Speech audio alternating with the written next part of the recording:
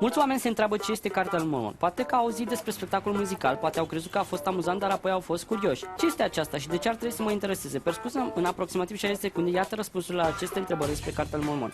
Ce este aceasta? Este o carte de scripturi plină de povestiri despre dragostea lui Dumnezeu pentru toți oamenii de pretutindeni.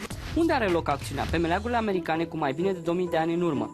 Despre ce este vorba? În esență este o poveste epică despre război și pace, bine și rău, care urmărește viața bărbaților și femeilor care au trăit cu mult timp în urmă, dar care au crezut și chiar au prezis venirea lui Isus Hristos. De fapt, întreaga poveste este centrată pe el, nașterea, învățăturile și apariția sa pe meleagurile americane din vechime, după moartea și învierea sa în Ierusalim. Vă amintiți când Isus a spus mai am și alte oi care nu sunt din staul acesta? Ei bine, așa cum s-a dovedit, credincioșii săi de pe meleagurile americane au fost unele dintre aceste alte oi, iar partea principală a cărții lui Mormon descrie vista și slujirea sa. De aceea, Cartea lui Mormon este numit un alt testament al lui Isus Hristos.